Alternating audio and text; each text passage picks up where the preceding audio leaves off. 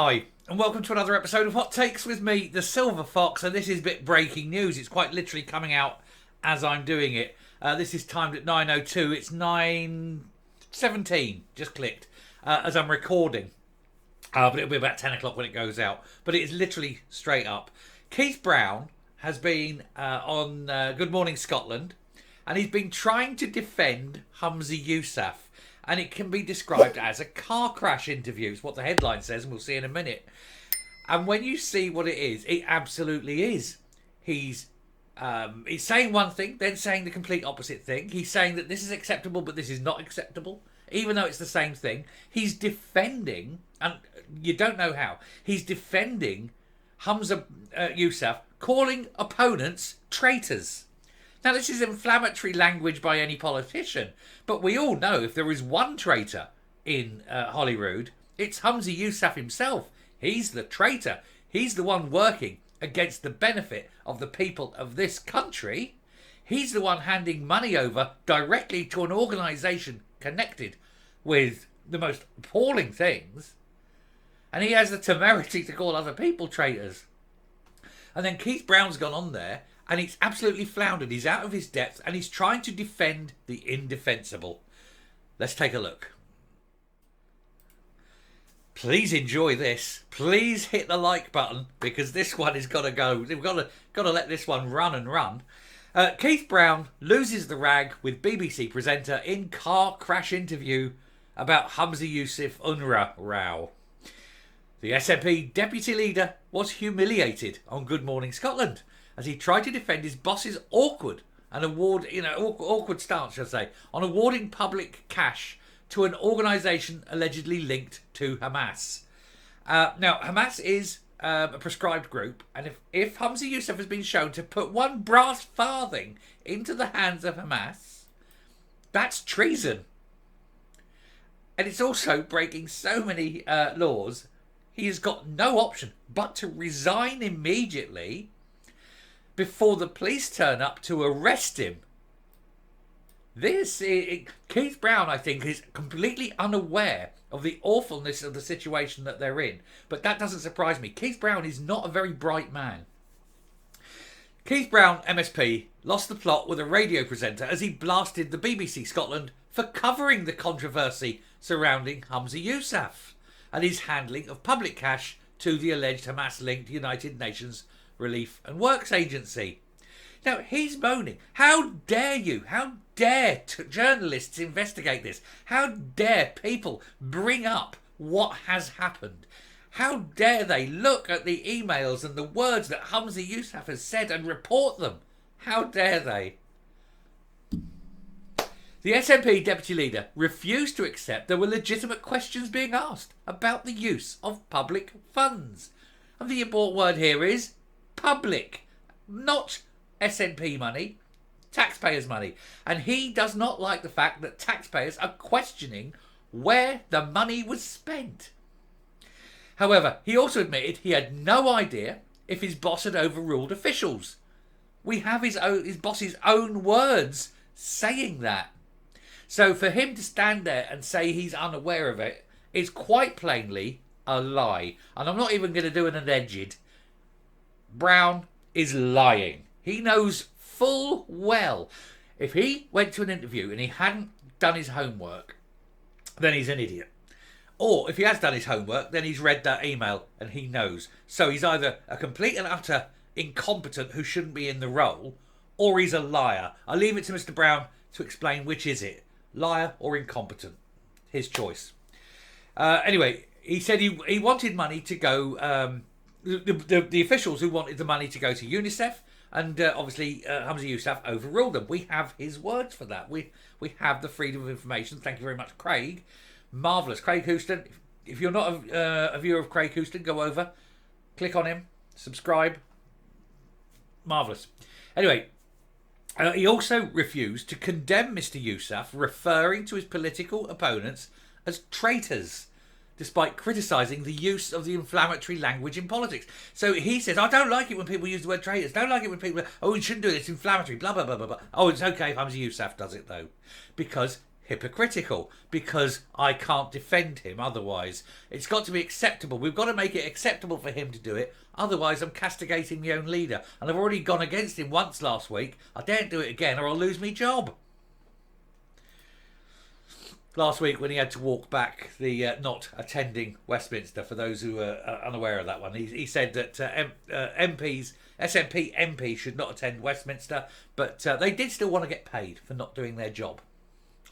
And then he came out a day later and had to walk that one back, do the old reverse ferret, meaning, well, you may have heard that, but that's definitely not what I said.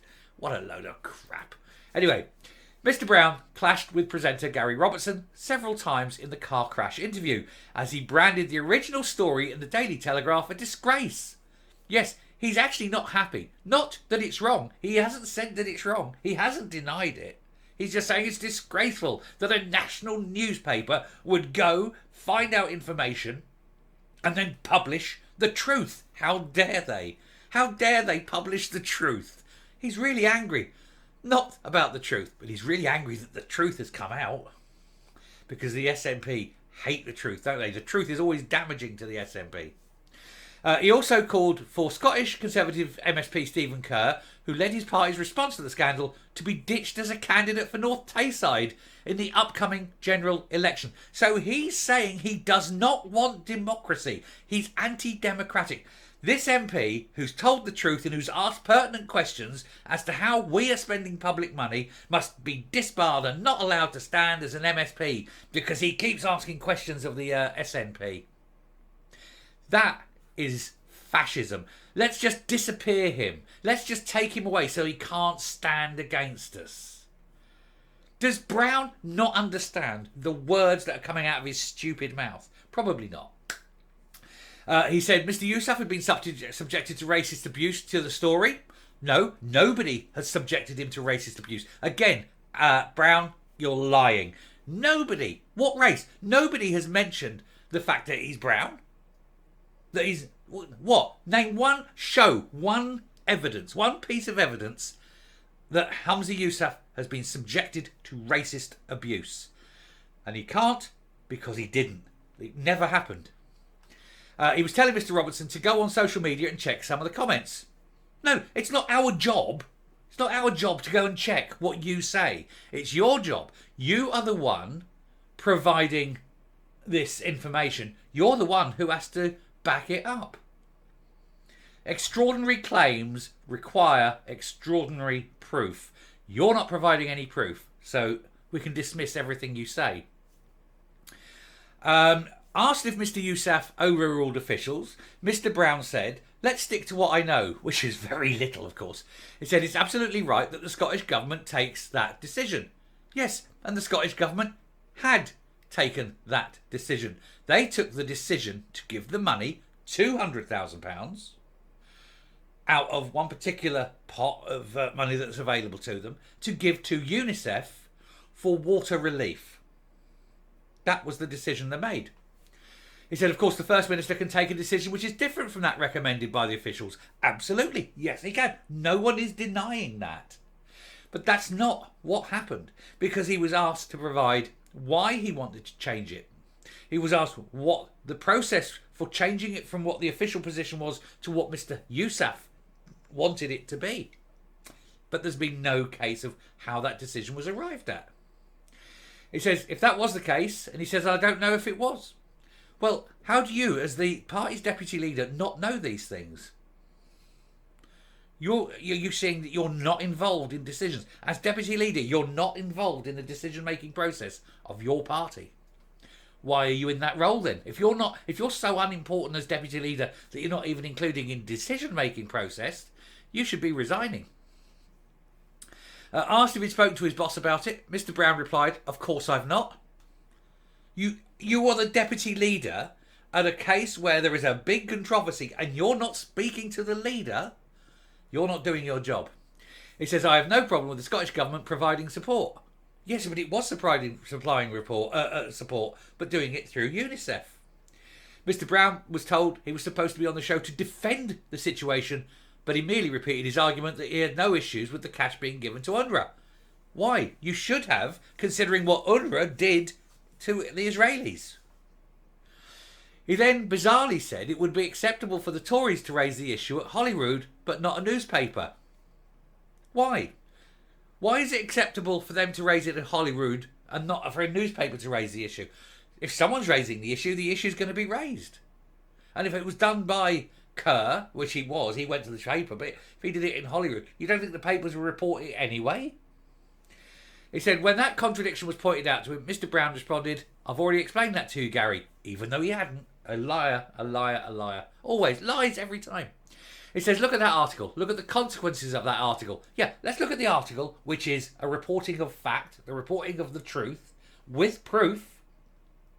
He said, let's have a look at the consequences of the article. The consequences are, your party has been shown to be shady as hell, and your leader's been proved to be a liar, a man who is now apparently supporting a prescribed organisation, a party that is going against what officials and its own ministers agreed in order to fund this organisation with taxpayers' money, and is a party that's really annoyed that the taxpayers want to know why. He said, claimed voters would find the story unremarkable. Oh, no, they don't. We only have to look at the number of views that I'm getting, that Craig's getting, that Preston's getting. Let me tell you, unremarkable is not the adjective about this story. He said he found it absolutely incredible that the story's been portrayed in the way it is. Well, you need to get out more, mate, because people perceive you and your party as a bunch of incompetent and criminal, a-holes. He said, presented with Mr. Yousaf's own support for a headline in the Press and Journal that referred to SNP opponents as traitors, Mr. Brown claimed he said he hasn't seen the First Minister describing anyone as a traitor. Oh, well, look, there's the proof. What's he going to do? Again, he's walking away. He's trying to deflect. He's trying to go, I have no recollection. He's got old Sturgeonitis, hasn't he? I have no recollection of these events. He pushed further. He fumed. But when pushed further, he fumed. He's referred to an article in the newspaper, and you're trying to draw an equivalence between that and what has just happened in relation to the deal. Whoa. No. Don't try and link them. We are talking entirely different things here. Don't try and deflect from one thing by doing a bit of whataboutery over there. Answer the question. He said, I reject that completely. I think we should stick to the focus here, which is the idea that we're stoking racism, hatred and division. Nobody is stoking racism, hatred and division. And for you to say that is your way of deflecting away. Oh, we don't like this truth. We don't like what's happened. We don't like the fact that Hamza's done this. If we say racism, hatred, division, it'll stop people talking about it. No, what it'll do, it'll get more people talking about it, saying, why are you bringing up racism, hatred and division when there is none? Is it simply to deflect from the fact that you've been caught out breaking international law, that you've been caught out doing treasonous acts against the benefit of the people of this country? Is it the fact that you've been treating with a prescribed organisation and funding these people? Is that why you keep bringing this up? I think so, Mr. Brown. When Mr. Robertson pressed home the point, Mr. Brown tried to dismiss him, saying, is this where the BBC's going? Oh yeah, is this where the BBC's going? You're asking me questions about things that have happened. You're asking me awkward questions about the truth. You're asking me about things that Hamza actually has said and of which you have proof. And I don't like it. I don't like being asked these questions. I don't like the fact that the truth has come out. I don't like the fact that the people of Scotland see us for truly what we are. Anyway, Mr. Brown tried to dismiss him, saying, is this where the BBC's going? He said, after highlighting this attack from the Daily Telegraph and Stephen Kerr, this is what you're ending up. He said, why can't we focus on the issue here? We are focusing very much on the issue here.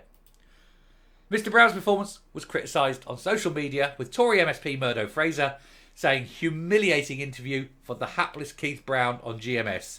So focused on having a pop at Stephen Kerr that he can't answer simple questions about the First Minister's decision-making process. The second serious error from him in a week.